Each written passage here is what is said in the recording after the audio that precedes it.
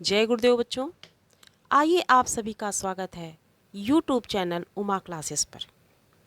बच्चों, आज हम क्षितिज से काव्यखंड के रसखान कवि को पढ़ाने जा रहे हैं। आइए हम आपको रसखान जी का परिचय दे देते हैं। रसखान जी का जन्म दिल्ली के निकट सन 1548 में हुआ था। उनका असली नाम सैयद इब्राहिम था। वे कृष्ण के परम भक्त थे।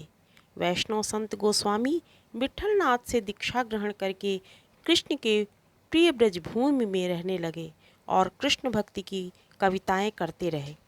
सन 1628 में उनकी मृत्यु हुई। उनकी प्रमुख रचना है सुजान और प्रेम वाटिका। इनकी साहित्यिक विशेषता है रसखान जी की रचनाएं मुख्यतः कृष्ण और उनकी भक्ति को समर्पित हैं। कृष्ण के मनोहर रूप, ब्रज की महिमा और कृष्ण की प्रेम लीलाएं उनकी प्रमुख विषय हैं। सवैया उनका प्रिय छंद है और मुक्तक शैली है। आइए हम पाठ का परिचय दे देते हैं। रसखान कृष्ण की लीला भूमि वृंदावन और मथुरा की प्रत्येक वस्तु से प्रेम करते हैं, क्योंकि उनका संबंध उनके आराध्य देव श्री कृष्ण से है। वे मनुष्य, पशु पक्षी के रूप में भी ब्रज में ही जन्म लेना चाहते हैं। गोवर्धन पर्वत का पत्थर बनना चाहते हैं।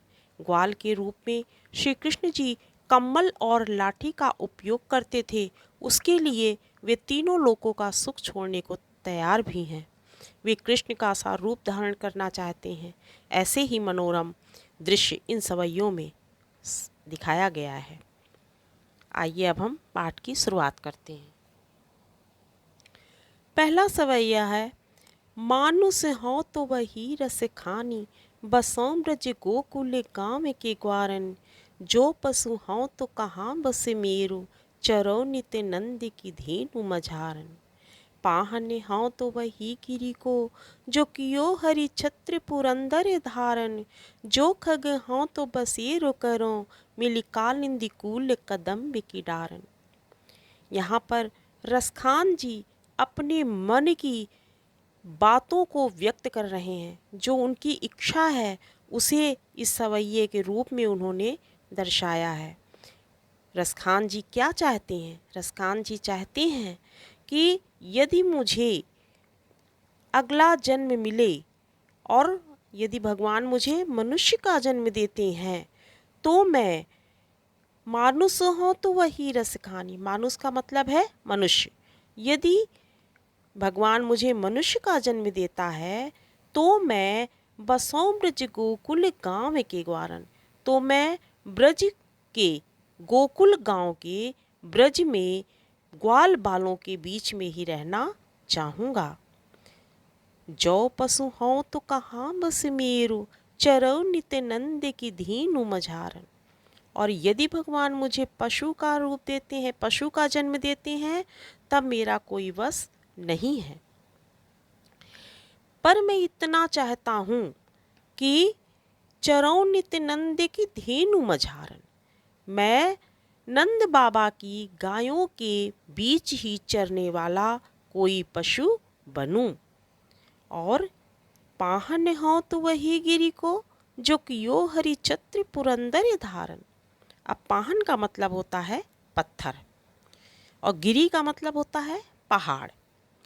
तो रसखान जी कहते हैं कि यदि मुझे पत्थर बनना पड़े तो मैं उसी पर्वत का पत्थर बनना चाहूँगा जिसे श्री कृष्ण ने हरि, हरि का मतलब श्री कृष्ण, छत्र का मतलब छाता और पुरंदर इंद्र को कहते हैं।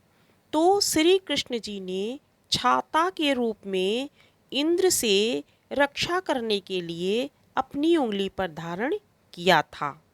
गोवर्धन पर्वत को भगवान श्री कृष्ण ने अपनी उंगली पर उठाया था जब इंद्र ने इतनी वर्षा की थी कि पूरा का पूरा गांव बारिश के कारण बहने लगा था।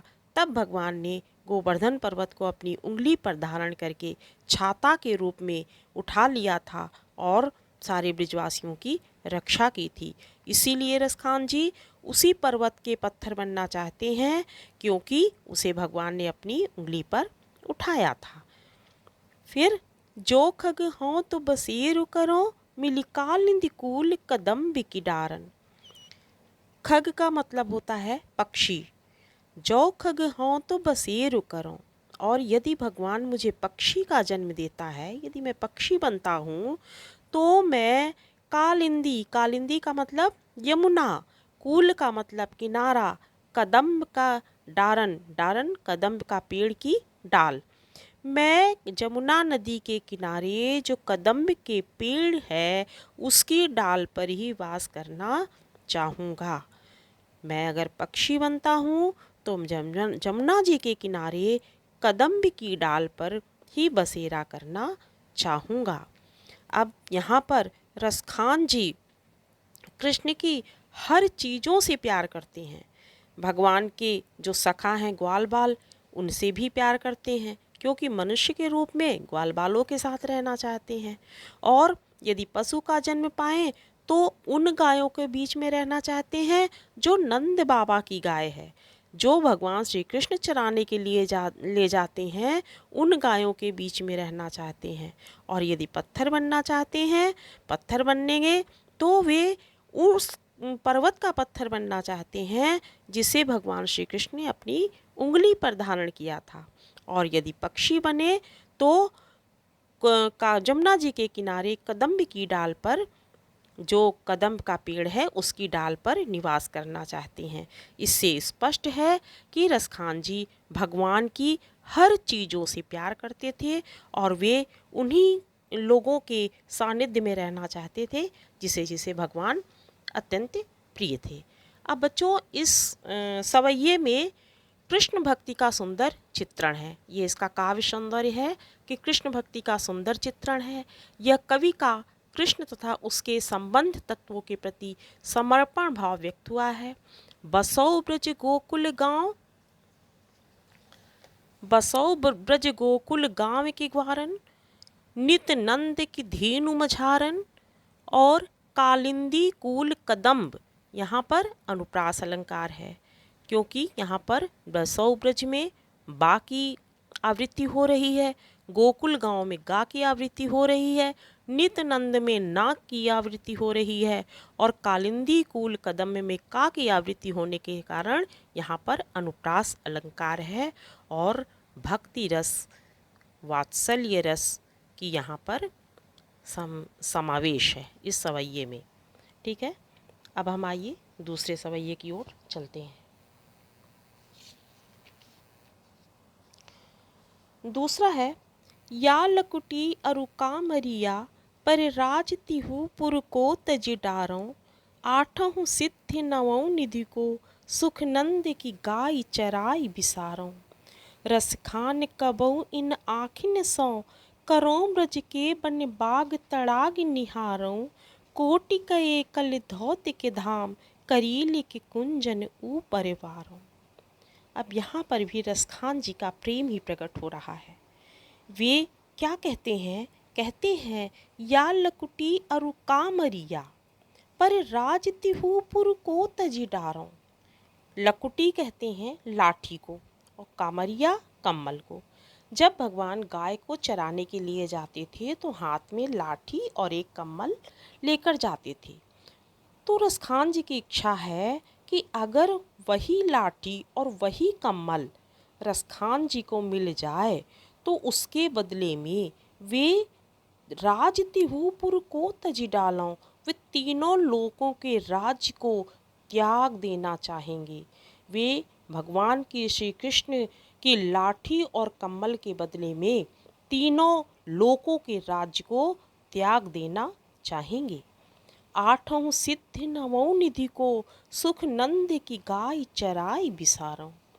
वे अगर नंद बाबा की गायों को चराने के लिए उनको मिल जाए, सुख नंद की गाय चराई बिसारों, नंद बाबा की गायों को चराने का सुख अगर उनको मिल जाए तो उसके बदले में आठों सिद्धि नवों निधि को सुख, वे आठों सिद्धियाँ और नवों निधि के सुख को भी त्याग देना चाहेंगे। भगवान श्री कृष्ण की गाय को चराने के लिए अगर उनको मिल जाए तो उसके बदले में वे आठों प्रकार की सिद्धि और नवों प्रकार की निधि के सुख को भी त्याग देना चाहेंगे। अब आइए यहाँ पर हम आपको बता दें कि 8 सिद्धियाँ क्या होती हैं। 8 सिद्धियाँ वे होती हैं योग साधना के द्वारा ईश्वर गुरु की कृपा से साधक को 8 प्रकार की अलौकिक सिद्धियाँ दे देता है, जिससे उसकी आध्यात्मिक शक्ति बढ़ जाती है। ये सिद्धियाँ हैं अणिमा, महिमा, लघिमा, गरिमा, प्राप्ति, प्राकम्य, ईशित्व, वशित्व। ठीक है। और 9 निधियाँ हैं जो 9 प्रकार के खजाने माने जाते हैं। ऐसा विश्वास है कि देवताओं के कोषाध्यक्ष कुबेर के पास ये सभी निधियाँ उपस्थित रहती हैं। कक्षय, कुंद, खर्व, नील, पद्म, मकर, महापद्म, महाशक, शंख, मुकुंद, ये 9 प्रकार की निधि हैं जो कुबेर के पास रहती हैं, जो देवताओं के कोषाध्यक्ष माने जाते हैं। तो उसी 8 सिद्ध और नवों निधि की बात रसखान जी कहते हैं कि भगवान के गाय को चराने के लिए वे 8 सिद्ध और 9 प्रकार की निधियों के सुख को भी त्यागने के लिए तैयार हैं। रसखान कबो इन आँखिन सो करो ब्रज के बन बाग तड़ाग निहारो। अब रसखान जी अपनी इच्छा व्यक्त करते हुए कहते हैं कि वो दिन कब आएगा, उस दिन का उनको इंतज़ार है। और वे कहते हैं कि वह दिन कब आएगा जब मैं अपनी इन्हीं आँखों से ब्रज के वन, बाग और तालाब को निहारूंगा। वे ब्रज भूमि से इतना प्यार करते हैं, ब्रज भूमि से उनको इतना प्रेम है, क्योंकि वह भगवान श्री कृष्ण की भूमि है। इसलिए वहाँ के वन, बाग और तालाबों को वो अपने आँखों से देखना चाहते हैं और कहते हैं कि वह दिन कब आएगा कि जब मैं अपनी आँखों से ब्रज के वन, बाग और तालाब को देखूंगा। कोटि कहे कल धौत के धाम, करील के कुंजन ऊपर बारों। अब रसखान जी कहते हैं कि कोटि कहे का मतलब होता है करोड़ों, कल धौत का मतलब होता है सोने का महल। तो करोड़ों सोने के महलों के धाम को भी वे करील के कुंजन, करील का मतलब कटीली और कुंजन का मतलब जो झाड़ियाँ होती हैं, जो कटीली झाड़ियों के बदले में वे करोड़ों सोने के महलों को भी त्यागने को तैयार हैं, क्योंकि वही कटीली झाड़ियों के बीच में भगवान गोपियों के साथ, ग्वाल बालों के साथ लीलाएं किया करते थे। इसीलिए रसखान जी को वे कटीली झाड़ियाँ ही पसंद हैं और उसके लिए वे करोड़ों सोने के महलों के धाम को भी त्यागने को तैयार हैं। अब आपने इसके भाव सौंदर्य को तो देख लिया है, अब इसके काव्य सौंदर्य को देखिए। कृष्ण के प्रति अनन्य प्रेम का चित्रण हुआ है। कवि कृष्ण को का प्रेम पाने के लिए संसार के सभी सुख त्यागने को तैयार हैं। नवोनिधि ब्रज के वन, बाग, करील के कुंजन में अनुप्रास अलंकार है, क्योंकि नवोनिधि में ना की आवृत्ति हुई है, ब्रज के बनबाग में बा की आवृत्ति हुई है और करील के कुंजन में का की आवृत्ति होने के कारण अनुप्रास अलंकार है। और श्रृंगार रस की यहाँ पर व्यंजना हुई है, संयोग श्रृंगार रस की व्यंजना हुई है। अब चलिए हम तीसरे सवैये की ओर चलते हैं। अब तीसरा सवैया है, देखिए अब यहाँ पर रसखान जी का प्रेम गोपियों के रूप में प्रकट हो रहा है। रसखान जी अपने प्रेम को गोपियों के माध्यम से व्यक्त कर रहे हैं। क्या कहती है, एक गोपी दूसरी, जब भगवान श्री कृष्ण ब्रज को छोड़कर मथुरा चले गए थे तब गोपियाँ उनके विरह में व्याकुल हो गई थीं। तब क्या करती हैं गोपियाँ कि एक गोपी दूसरे गोपी से कहती है कि तुम भगवान श्री कृष्ण का रूप धारण कर लो। तब वह गोपी क्या कहती है, कहती है मोर पखासिर ऊपर रखी हो, गुंज की माल गले पहिरऊंगी, ओढ़ी पीताम्बर लय लकुटी, बन गोधन ग्वार निसंग फिरऊंगी। भावत सोई मेरो रस खान, सो तेरे कहे सब स्वांग करूंगी। या मुरली मुरली धर की, अधरान धरी अधरान धरूंगी। अब देखिए बच्चों, यहाँ पर भी रसखान जी का ही प्रेम है जो वे गोपियों के माध्यम से व्यक्त कर रहे हैं। क्या कहते हैं? मोर पखासिर ऊपर रखी हूँ।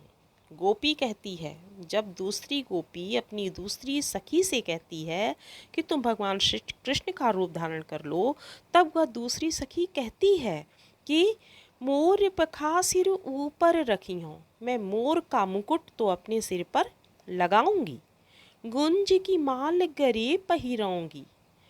भगवान श्री कृष्ण गुंजों की माला पहना करते थे, इसलिए मैं गुंज की माला भी गले में पहनूंगी। ओढ़ी पीताम्बर लैल कुटी, बन गोधन ग्वारन संग फिराऊंगी। ओढ़ी पीताम्बर, भगवान श्री कृष्ण पीला वस्त्र पहनते थे, इसलिए पीला वस्त्र मैं भी धारण करूंगी। लैल कुटी, और हाथ में लाठी भी लूंगी। बन गोधन ग्वारन संग फिराऊंगी, और गोधन बनकर, जिस प्रकार भगवान श्री कृष्ण गायों को लेकर चराने जाते थे, उसी तरह मैं भी पीला वस्त्र पहनूंगी, हाथ में लाठी लूंगी और ग्वाल बालों के साथ गायों को चराने जाऊंगी। भावत सोई मेरो रस खान, सो मेरे कहे सब स्वांग करूंगी, तेरे कहे सब स्वांग करूंगी। और मैं वह सब करूंगी जो श्री कृष्ण को प्रिय था। जो जो चीज़ें श्री कृष्ण को प्रिय थी वह सब मैं तेरे कहने पर करूंगी, किंतु क्या नहीं करूंगी? या मुरली मुरली धर की, अधरान धरी अधरान धरूंगी। उस मुरली को, या मुरली, उस मुरली को जो अधरान धरी अधरान धरूंगी, उस मुरली को मैं अपने होठों से नहीं लगाऊंगी जिसे श्री कृष्ण ने अपने होठों से लगाया था। अब देखिए, यहाँ पर गोपी सब कुछ करने को तैयार है। सिर पर मोर का मुकुट भी पहनेगी, गुंजों की माला भी पहनेगी, पीताम्बर भी पहनेगी, हाथ में लाठी लेकर ग्वाल बालों के साथ गायों को भी चराएगी। वह सब करने को तैयार है जो जो भगवान श्री कृष्ण करते थे। अपनी सखी के कहने पर सब कुछ करने को तैयार है। भावत सोई मेरो रस खान, सो तेरी कहे सब स्वांग करूंगी। स्वांग का मतलब कि वैसा नाटक सब करूंगी, भगवान के नकल का नाटक मैं सब कुछ करूंगी तेरे कहने पर। किंतु या मुरली मुरली धर की, अधरान धरी अधरान धरूंगी, मैं उस मुरली को अपने होठों पर नहीं लगाऊंगी जिस मुरली को भगवान श्री कृष्ण ने अपने होठों से लगाया था। क्योंकि यहाँ पर गोपियों को उस मुरली में सवतिया डाह नजर आ रही है, एक सौतन की भांति मुरली दिख रही है, इसलिए वे मुरली को अपने होठों से नहीं लगाना चाहेंगी। क्योंकि मुरली को भगवान श्री कृष्ण हमेशा अपने होठों से लगाकर बजाते रहते थे, इसलिए गोपियाँ उससे ईर्ष्या करती हैं कि उस मुरली को मैं अपने होठों से नहीं लगाऊंगी जिसे भगवान श्री कृष्ण अपने होठों से लगाया करते थे। ठीक है बच्चों, आपने भाव पक्ष इसका देख लिया। अब इसका काव्य सौंदर्य देखिए कि कृष्ण के रूप सौंदर्य पर मुग्ध होकर गोपियाँ उनका रूप धारण करने का स्वांग करने को तैयार हैं। मुरली के प्रति ईर्ष्या की भावना है। फिर अधरा न धरूंगी, या लैलकुटी गोधन ग्वारनी में अनुप्रास अलंकार है। लैलकुटी गोधन ग्वारनी सब स्वांग में अनुप्रास अलंकार है, क्योंकि यहाँ पर ला वर्ड की आवृत्ति हुई है, गोधन ग्वारनी में गा वर्ड की आवृत्ति हुई है। अब सब स्वांग में सा वर्ड की आवृत्ति होने के कारण अनुप्रास अलंकार है। अधरान धरी अधरान धरोंगी में यमक अलंकार है, क्योंकि यमक अलंकार में दो वर्ण की आवृत्ति होती है और दोनों का अर्थ अलग अलग होता है। यहाँ पर देखिए, अधरान धरी अधरान धरोंगी में एक अधरा का अर्थ है कि होठों पर, और दूसरी अधरा का अर्थ है कि होठों पर नहीं। इसलिए पहले का अर्थ होठों पर रखी हुई और दूसरे का अर्थ है होठों पर नहीं। इसलिए दोनों का शब्द तो एक ही है जिसकी आवृत्ति हुई है, किंतु दोनों का अर्थ अलग अलग होने के कारण यहाँ पर यमक अलंकार है और सुंदर ब्रज भाषा है, सवैया छंद है। ठीक है, अब चलिए हम चौथे सवैये की ओर चलते हैं। कान निदय अंगुरी रहिबो, जबहि मुरली धुनि मंद बजई है। मोह नितान निसो रस खानी, अटा चढ़ी गोधन गई है तो गए हैं। टेरी करौ सिगरे ब्रज लोगनी, कालिति को कितनो समुझई है। माई रीवा मुख की मुस्कानी, सम्हारी न जई है न जई है न जई है। अब देखिए यहाँ पर रसखान जी का प्रेम कितना सुंदर तरीके से उन्होंने व्यक्त किया है गोपियों के माध्यम से। गोपियाँ क्या कहती हैं? गोपियाँ कहती हैं कि जब श्री कृष्ण मंद मंद बांसुरी बजाएंगे, मुरली धुनि मंद बजई हैं, जब श्री कृष्ण मंद मंद बांसुरी बजाएंगे तो मैं उसे नहीं सुनूंगी। कैसे नहीं सुनूंगी? कान निदय अंगुरी रहिबो, अपने कानों में अंगुली डाल लूँगी। मैं अपने कानों में उंगली डाल लूँगी। भगवान जी जब मंद मंद मुरली की धुन बजाएंगे तब उसे नहीं सुनूंगी, मैं अपने कानों में उंगली डाल लूँगी। मोहनी ताननी सोरस खानी, अटा चढ़ी गोधन गई है तो गई है। वह अटारी पर चढ़कर फागुन का गोधन लोक गीत गाएंगे तब भी मैं उसे नहीं सुनूंगी। ब्रज का एक लोकगीत होता है जिसे गोधन लोकगीत कहते हैं। उसी के बारे में गोपियाँ कहती हैं कि जब भगवान श्री कृष्ण अटारी पर चढ़कर फागुन का गोधन लोकगीत गाएंगे तब मैं उसे नहीं सुनूंगी। टेरी करो सिगरे ब्रज लोगनी, कालिति को कितनो समुझई है। मैं सारे ब्रजवासियों को चीख चीख कर कहना चाहती हूँ कि मैं उनकी बांसुरी या गोधन की ताने नहीं सुनूंगी, चाहे कोई कुछ भी कर ले। परंतु अब देखिए आगे क्या कहती हैं गोपियाँ। वे सब कुछ करने को तैयार हैं कि भगवान की मुरली की मधुर ध्वनि को मैं नहीं सुनूंगी, कानों में उंगली डाल लूँगी। और जब भगवान श्री कृष्ण अटारी पर चढ़कर गोधन लोकगीत की तान छेड़ेंगे तब भी मैं उसको नहीं सुनूंगी। और मैं सारी ब्रजवासियों से चिल्ला चिल्ला कर कह देती हूँ कि ये सारी काम मैं नहीं करूँगी, किंतु माई री वा मुख की मुस्कानी, सम्हारी न जई है न जई है न जई है।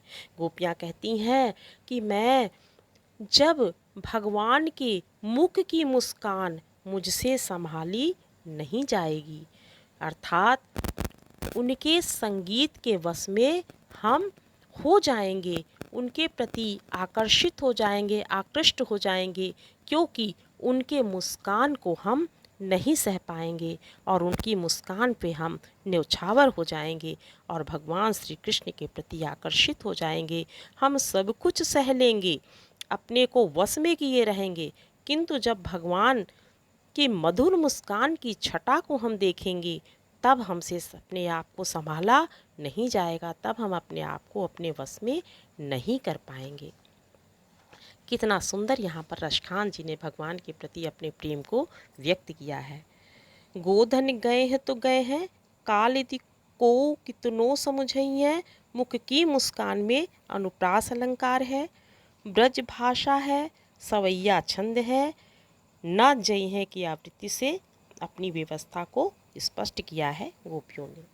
ठीक है बच्चों, आशा है आप लोग को इन सवैयों के भावार्थ और व्याख्या समझ में आ गई होगी। और यदि वीडियो पसंद आया हो तो इसे लाइक करिए, अधिक से अधिक लोगों को शेयर करिए और सब्सक्राइब अवश्य करिए ताकि हम आप लोगों से शिक्षा संबंधी बातें लेकर आप लोगों तक हमेशा पहुंचते रहें। जय गुरुदेव।